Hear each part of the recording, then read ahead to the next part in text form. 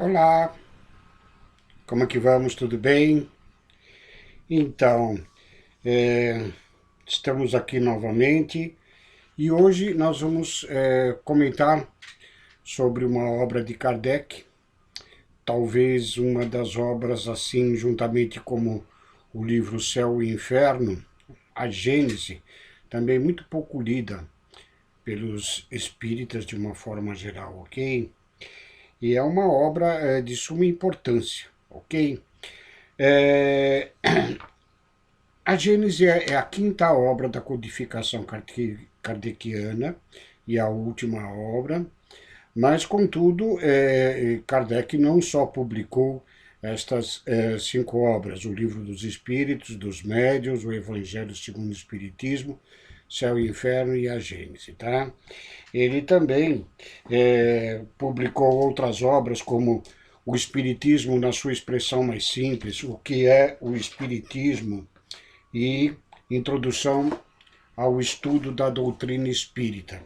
E também o livro que trata da sua viagem de 1862.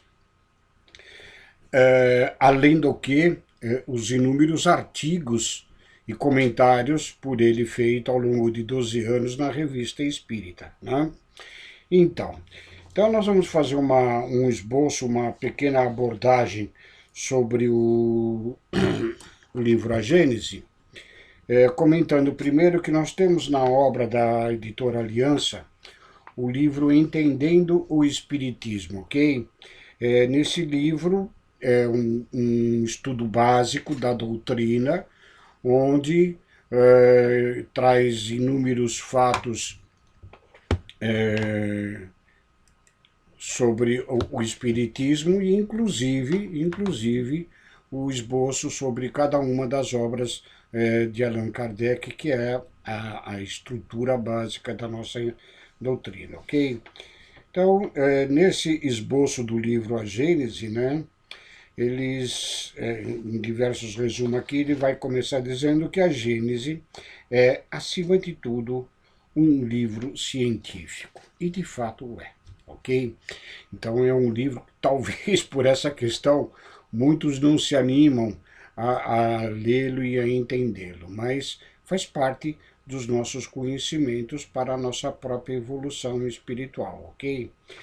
É, e eu tenho aqui uma edição da Edicel, da década de 70, era uma coleção onde o tradutor é o Herculano Pires, José Herculano Pires, muito conhecedor da doutrina, tido como um filósofo espírita, ok? E, e na frente de cada obra que ele traduz e que foi publicado pela Edicel, ele faz uma notícia sobre o livro, tá ok? E Herculano Pires ele começa nesta obra Gênesis como a revelação do mundo, ok? É a obra científica que trata das revelações do mundo, ok? Então, ele diz o seguinte, em alguns trechos. O mundo vem se revelando aos homens lentamente, através dos milênios em que as gerações se sucedem. Mas a verdade é que somente neste século, graças ao extraordinário aceleramento das ciências, o século que ele se refere é século XX, ok? E a sua realidade começa a desvendar-se aos nossos olhos. Quando o homem apareceu na Terra, o mundo já era velho, ok? Aí, falando-se sobre as revelações sobre o mundo, ele diz assim, que foram revelações muitas das vezes na antiguidade, revelações simbólicas que foram feitas aos homens sobre as origens do mundo. A Gênese quer dizer a origem, né? A origem do mundo, sua natureza e a sua finalidade. As mais complexas significativas permaneceram nas tradições dos povos e nas suas escrituras sagradas. Entre elas se destaca a do livro bíblico A Gênese, atribuída a Moisés, e adotado nas igrejas judaicas e cristãs como verdade indiscutível. Né? Mas os gregos, como relata Herculano, já tinham outras formas de pensar, e eles não eram um povo assim, evidentemente, tão religioso quanto os judeus, mas que é na antiga Grécia, no período clássico, que vai surgir os grandes filósofos, né, os grandes pensadores, buscando exatamente interpretar a natureza. Né? Filósofo quer dizer o amigo do saber. Sofia quer dizer sabedoria, saber. Filo, amigo. Então, os amigos dos saberes, os filósofos, eles buscavam em interpretar a natureza. A física, que nasce lá praticamente com os antigos gregos, é exatamente o estudo das leis da natureza. Tá? E um dos grandes pensadores daquela época, Demócrito, ele surgiu em Atenas com a ideia do átomo, que seria a partícula infinitesimal e indivisível. Né? Muitas das vezes a gente imagina que o estudo do átomo é uma coisa mais atual, coisa pós Albert Einstein, aqui do século XX. Em 1905, Einstein publica sua teoria da relatividade, mas a noção de átomo já vem da antiga Grécia, muitos séculos antes de Cristo, ok? Então, este vai ser uma obra que vai tratar exatamente do aspecto científico e das antigas revelações. Né? Mesmo os gregos tendo a noção da, da ciência mais de observação, eles tinham também a sua parte simbólica, que era a mitologia. Os egípcios, igualmente, tinham as suas noções do surgimento da Terra, da humanidade. Os persas, também da antiguidade. Então, cada povo, os chineses, cada povo tinha a sua noção, e acredito eu que por revelações divinas, mediúnicas ou inspiradas, intuitivas, tinha uma noção. Mas essa noção, às vezes, ela era traduzida em conceitos puramente terrestres e que não sabiam se expressar de conformidade com a realidade dos fatos, que é a própria natureza, ok?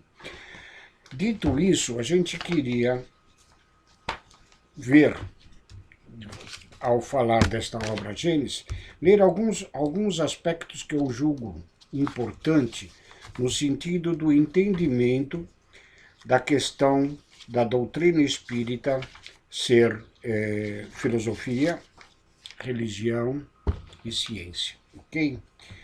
Quanto à ciência, esta obra em si mesmo, ela já se revela o aspecto científico das observações de Kardec, desde os estudos lá das mesas girantes. E Kardec, aqui na introdução do livro, ou introdução não, já é o capítulo 1, a respeito dos caracteres da revelação espírita. Nesse capítulo, Kardec ele nos dá a conhecer o que é a conceituação de revelação e da revelação da existência de um outro mundo, não distante do nosso, mas que interpõe, se justapõe com o mundo terreno, que é o mundo dos espíritos, o mundo espiritual. Okay?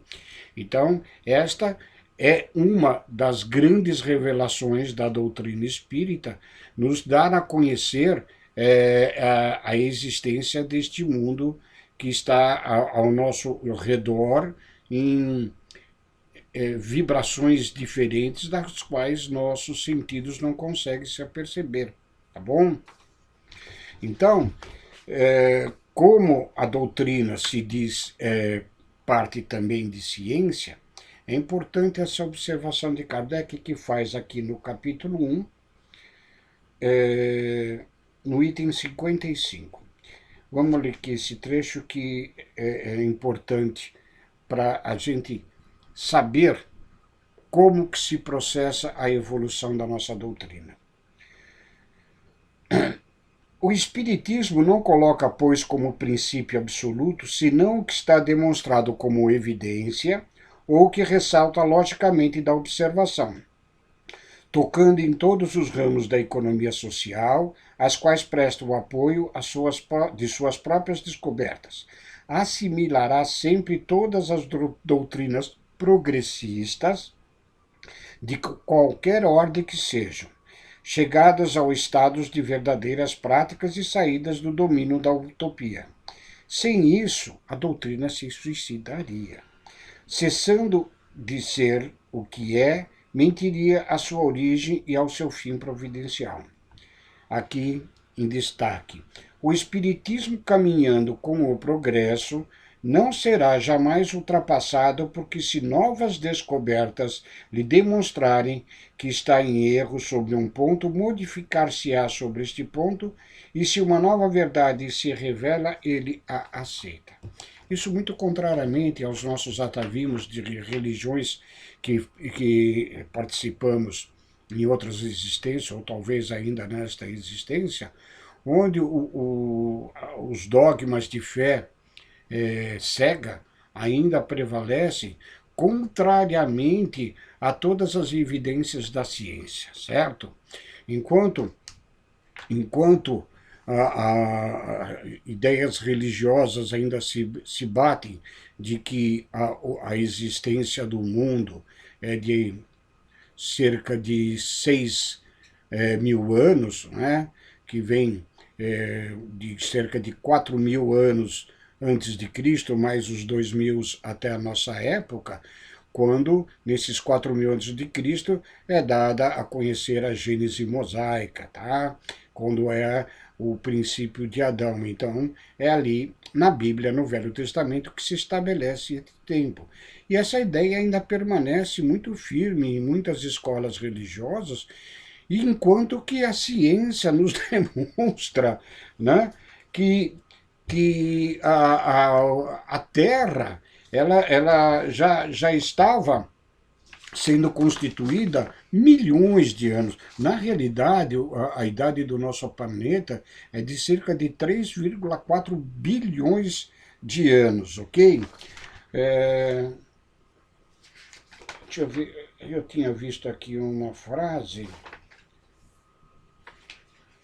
Herculano que vai lhe dizer que quando surge o homem, e a Bíblia dá ali o surgimento na época da criação de Deus de Adão, né, por Adão, que é uma coisa simbólica, como nós vamos ver daqui a pouco, quando dá-se o surgimento da raça humana na crosta terrestre, o mundo já existia de muitos séculos. Para a gente ter uma ideia, aproximadamente a existência da raça humana, ela consta de, segundo alguns estudos, eu não tenho muito aprofundado esse estudo, mas cerca de 200 mil anos, né? Se fala mais da nossa evolução, na qual nós pertencemos atualmente, em coisas de 70, 80 mil, 100 mil anos atrás, tá? Só para a gente ter uma ideia, a era dos dinossauros, descoberto pelos paleontólogos, tá? Os dinossauros duraram na Terra 165 milhões de anos, né? Os estudos feitos pela ciência têm esta comprovação. As formações geológicas, a sedimentação do próprio solo da Terra demonstram a idade do nosso planeta de bilhões de anos, certo? Então, o que eu quero dizer aqui com esse trecho que Kardec nos traz, que a doutrina sempre vai acompanhar as descobertas e a realidade da ciência efetivamente comprovada, ok? E é por isso que o Espiritismo ele nunca ficará ultrapassado em seus preceitos. Pelo contrário, ele sempre vai estar evoluindo. Falar desta obra é tanto detalhe que o espaço que nós temos aqui para falar sobre ela é muito curto, né? Nós vamos ter aqui no índice, só para a gente fazer um pequeno comentário, depois desse capítulo dos caracteres da revelação espírita, ele coloca um capítulo de Deus, e aqui eu gostaria de ressaltar aquilo que Kardec fala que no meu entender, nenhum espírita deve acreditar em Deus, né? Vocês podem estar estranhando esta frase, mas o espírita não acredita em Deus. Ele tem certeza da existência do Criador. Essa é a verdadeira realidade. Pois que Kardec, nesta obra, ele nos dá o seguinte raciocínio. Ele diz, se eu conheço o relógio, eu sei que existe o relojoeiro. O relógio não surge do nada, né? Qual a possibilidade de nós jogarmos terra para o ar, ela se transformar em metal, em peças minúsculas de um relógio mecânico, em pequenas engrenagens, corda e todos os seus aspectos, e se constituir, né? Não, do nada o relógio não surge. Então, Kardec, com essa questão, ele diz, olhemos nós no mundo, no universo, a existência de tudo, isso não surge do nada. O nada não existe. Há um Criador. Dá-se o nome que se quiser. Deus, Jeová, a força lá no Star Wars, né? Alguns falam que é a natureza. Porém, há um elemento criador de tudo isso. E é um elemento criador inteligente.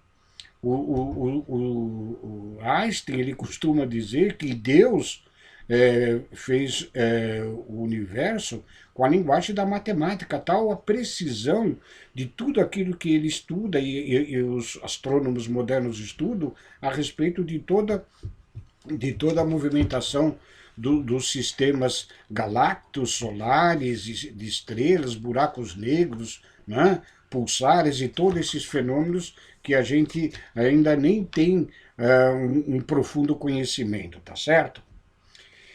Bom, nós dizíamos então que no índice, então nós vamos ter o capítulo que ele vai falar de Deus, da existência, para a gente não acreditar, mas ter a certeza da existência. Um outro capítulo muito importante, que é para um estudo bastante avançado sobre o bem e o mal, aqui está. Depois tem o papel da ciência na Gênese, os sistemas de mundos antigos. O capítulo 6 trata da uronografia geral.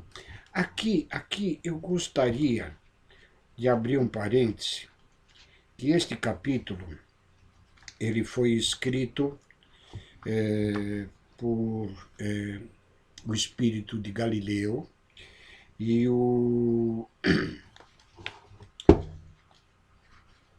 médium que recebeu essas mensagens foi Camille Flammarion. Camille Flammarion, astrônomo, diretor do Observatório de Paris, contemporâneo de Kardec, espírita igualmente, tá?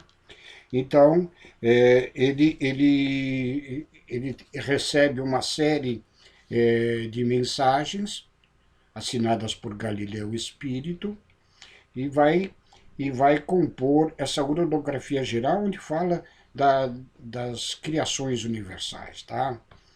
E num aspecto aqui que é importante a gente entender, ele fala aqui da criação do espírito, né? Ele diz o seguinte, esse trecho eu acho muito bonito e muito interessante. Ele faz aqui um preâmbulo, né? Assim se efetua a criação universal. É, pois, verdadeiro dizer que, sendo as operações da natureza a expressão da vontade divina, Deus criou sempre, criou sem cessar e criará sempre, ok? Mas até aqui passamos sob silêncio o mundo espiritual, que ele também faz parte da criação e cumpriu o seu destino segundo as augustas prescrições do Senhor. Não posso dar senão um ensino muito restrito sobre o modo da criação dos espíritos, tendo em vista a minha própria ignorância. E devo me calar ainda sobre certas questões, embora me seja permitido aprofundá-las. Há aqueles que estão religiosamente desejosos de conhecer e que são humildes diante de Deus, direi suplicando-lhes não basear nenhum sistema prematuro sobre as minhas palavras. Aqui ele implora para que a gente não faça nenhuma ideia diferente do que ele está dizendo e que é uma revelação para nós, né, da forma como que os espíritos são criados. Continua ele. O espírito não chega a receber a iluminação divina que lhe dá, ao mesmo tempo que o livre-arbítrio e a consciência, a noção dos seus altos destinos sem ter passado pela série divinamente fatal dos seres inferiores, entre os quais se elabora lentamente a obra da sua individualidade. É somente a partir do dia em que o Senhor imprime sobre a sua fronte o seu augusto tipo que o espírito toma lugar entre as humanidades. O que diz aqui Galileu? Que nós temos um princípio vital, um princípio inteligente que se elabora através da evolução nos seres inferiores da criação. Inferiores, no nosso entender aqui, no processo evolutivo, mas igualmente importantes dentro da criação divina, ok? Então, o que ele diz é que somente a partir do momento que Deus adota este princípio vital, esse princípio de inteligência da sua individualidade, é que ele passa a ser o ser humano. Com isso, ele não quer dizer que nós, no passado, podemos nos identificar como ter sido um leão, ter sido uma cobra, né? Um tipo de animal qualquer. Não, não. O que ele quer dizer é que há este princípio vital, esse princípio inteligente que é individualizado. E somente quando Deus dá a ele a sua consciência individual, fazendo com que ele tenha a noção dos seus altos destinos, ou seja, o livre-arbítrio, é que ele passa a ser humano. A gente não descende de animal, mas nós temos algumas expressões que fazem com que muitas vezes, pelas nossas atitudes, a gente se torne um pouco animalesco, ok? Então a gente diz que o cara é esperto como uma raposa, traidor como uma serpente, né? Tem o espírito de porco no sentido de prejudicar as pessoas, nesse sentido, mas não no sentido de que nós tenhamos tido uma encarnação em forma de animal. O que isso seria a mente psicose, adotada inclusive por alguns povos, normalmente os hindus, mas que na doutrina nos esclarece que isso não é possível, tá bom? Agora, aqui fazer um paralelo desta frase de Galileu, na parte que na Bíblia, no Velho Testamento, na Gênese do Velho Testamento, exatamente Moisés ali conta que Deus tinha criado o homem e a mulher lá no jardim do Éden e disse a eles que eles podiam comer de todos os frutos do jardim do Éden, ok? Mas que de uma determinada árvore eles não deveriam comer, tá? Não sei por que cargas d'água as religiões do passado falaram que esta árvore é a macieira, né? E muitas vezes dão o comer o fruto da maçã como pecado original, em se fazendo associação à prática do sexo, tá? Que não tem nada a ver. Se formos lá na Bíblia, no capítulo da Gênese, nós vamos ver que lá está escrito, ipsis literi, que Deus falou para eles não comerem da árvore da ciência, da árvore do bem e do mal. Pois que quando dali eles comessem, eles seriam expulsos do paraíso. Pois que até aquele momento viviam em ignorância, mas quando se tem o conhecimento, a liberdade e do livre-arbítrio, o saber do bem e do mal, faz com que nós tenhamos a responsabilidade dos nossos próprios atos, tá? Por isso que Deus ali, simbolicamente, como Moisés relata, ele vai ganhar o pão com o suor do seu rosto. Ou seja, vai ter a responsabilidade da sua própria evolução, do seu crescimento espiritual, em suma, do seu retorno à divindade, ok? Então, é assim, embora muitos ainda se prendam à letra do Antigo Testamento, quando Jesus já nos prevenia para que nós tivéssemos o espírito da letra, não a letra ipsis literi, tá?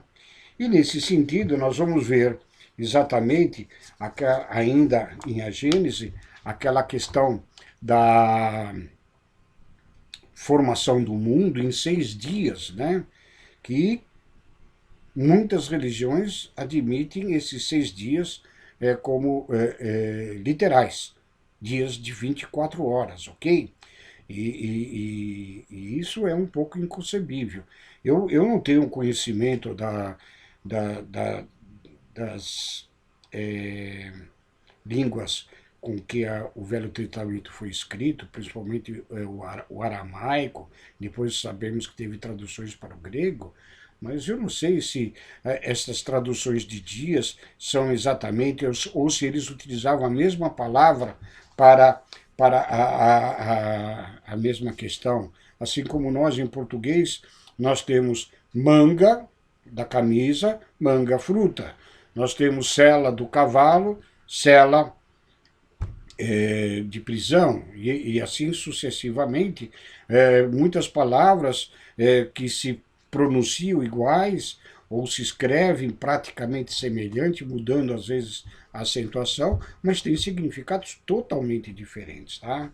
E na Gênese de Kardec, no capítulo 12, no item 5, ele vai fazer um quadro comparativo, resumindo a realidade que a ciência mostra das eras geológicas de formação do nosso planeta, que são condizentes, sim, com o que está no Velho Testamento, ok?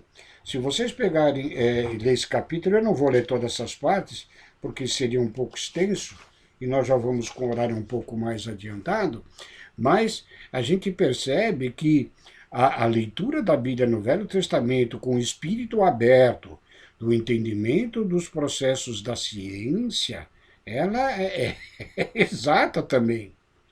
Ali há revelações do plano espiritual e de Moisés, que foi um grande profeta, foi um grande médium, de que revelou isso, só que de uma forma simbólica. Imaginemos nós que naquela época, quase 2000 anos antes de Cristo, nós tivéssemos noções do que era a quantidade de milhões de anos. Talvez o máximo de contagem que a gente tinha era coisa de centenas, algumas centenas, que era a contagem de cabras, de bodes, né? Então nós não tínhamos nem noção quantitativa para entendermos essas questões. Então aqui só citando que no primeiro dia, na Bíblia mosaica, diz que Deus criou o céu e a terra e a luz. Olha que interessante. Primeiro dia, a luz. Para nós, o céu e a terra e a luz, elas são decorrentes, a luz é decorrente do sol.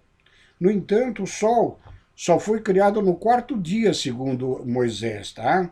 Então, essa luz aqui, ela se refere a uma outra forma de luz.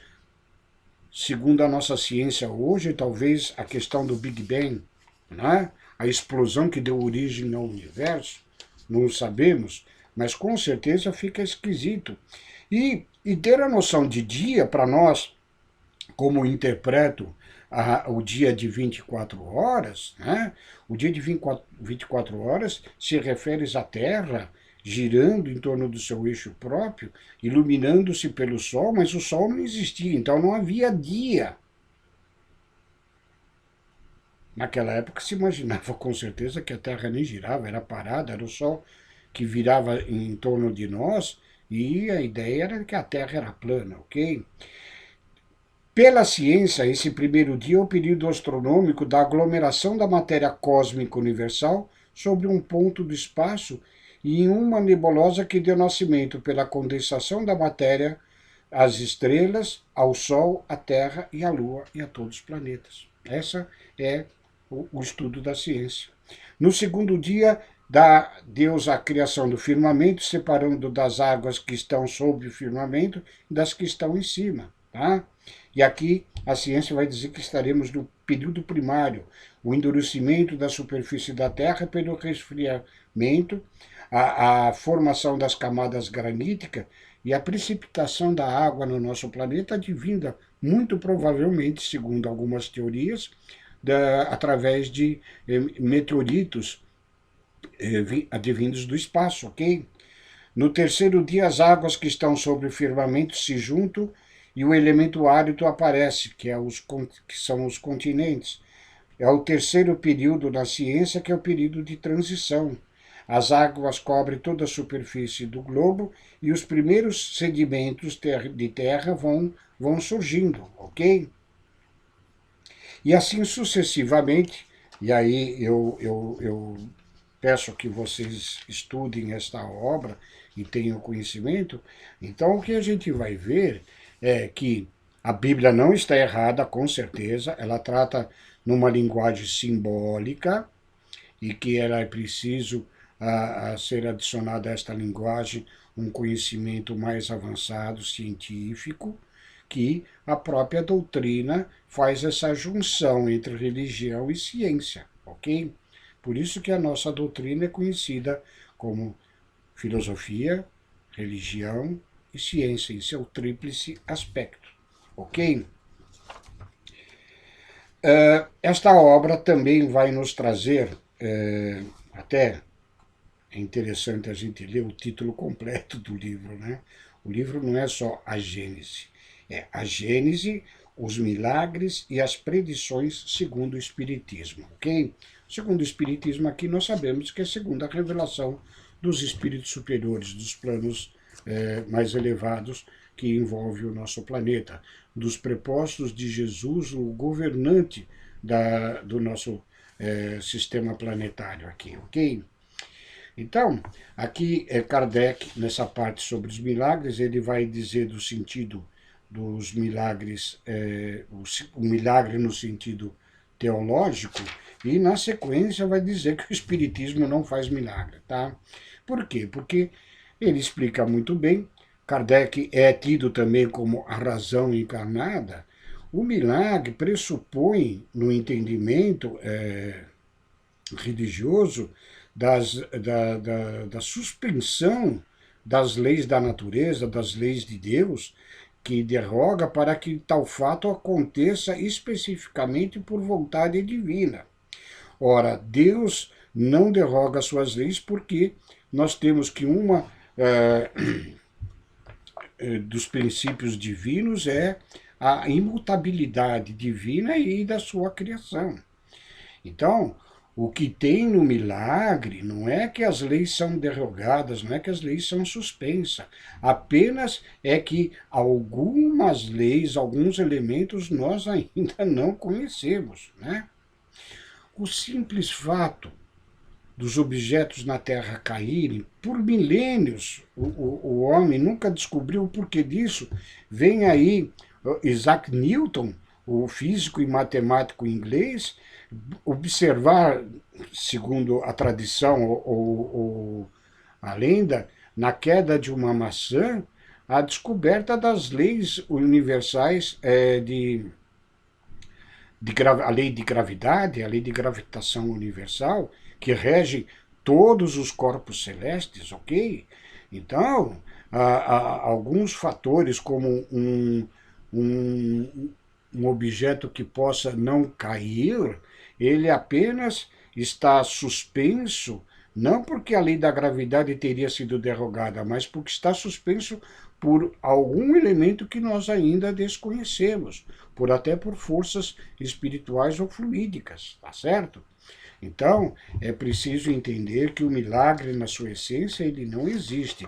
E o que Jesus fazia, com certeza, E aqui, neste livro, que nós vamos ter a explicação de muitos dos milagres que Jesus fazia.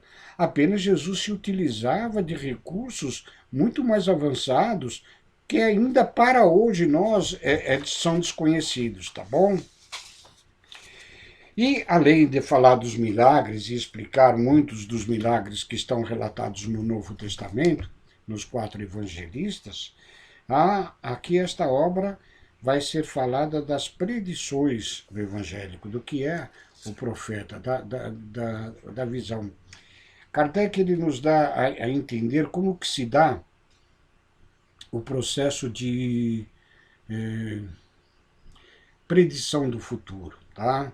Não é que o futuro já está descrito, mas ele tem uma linha mestre geral estabelecida. Ele dá um exemplo que eu acho muito interessante, de que aquele que se encontra no alto de um monte, de uma montanha, ele com a sua vista, ele percebe a volta, ele está no pico de uma montanha, ele percebe ao sopé da montanha todo o trajeto que se encontra no perímetro desta montanha, ok? E se ele vê pessoas caminhando em determinada direção neste sopé, e ele vê mais adiante o que não tem a visão, aqueles que estão caminhando, um abismo, um buraco, ele pode predizer com toda segurança. Essas pessoas encontrarão no seu caminho um obstáculo para passarem, um verdadeiro abismo, um obstáculo para ser ultrapassado. Não é que ele previu o futuro, é que do alto que ele se encontra, ele tem aquela visão ampla. E, evidentemente, aqui, utilizando-se desse exemplo de Kardec, tenhamos o entendimento de que esta elevação não é física na montanha, mas é elevação espiritual. Né? Deus, onisciente, ele sabe, ele tem a sua visão maior. E os espíritos de elevada hierarquia é como se encontrasse no topo da montanha das nossas existências. Então, quando são reveladas algumas questões que poderão acontecer no futuro, evidentemente, é por este fator. Não de que o futuro está escrito, mas de que há um caminho a ser percorrido e este caminho é conhecido pela alta espiritualidade. Então, meus queridos, nós vamos ficar por aqui. Eu espero que vocês tenham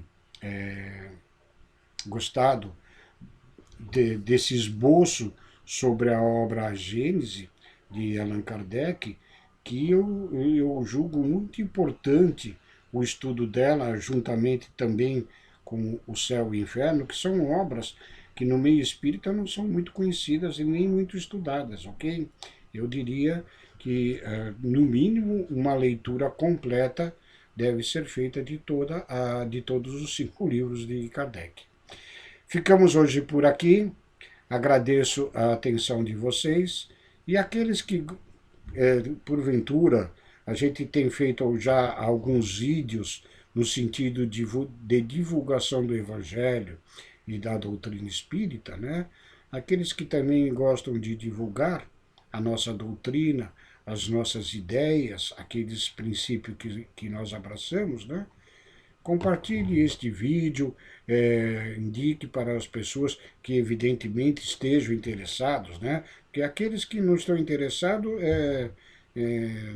nem adianta mostrar porque não vai ver e pelo contrário, em vez de ajudar, acaba até às vezes prejudicando o entendimento, né? Kardec sempre falou que a doutrina espírita não é para aqueles que têm a sua própria religião, a sua própria crença, a sua própria fé. É para aqueles que são descrentes, que ainda não têm a certeza daquilo que lhes fala ao íntimo, que lhes fala à sua razão, que lhes fala ao seu entendimento. Tá? Então, os esclarecimentos se dão de acordo com o entendimento de cada pessoa. Muito obrigado a vocês.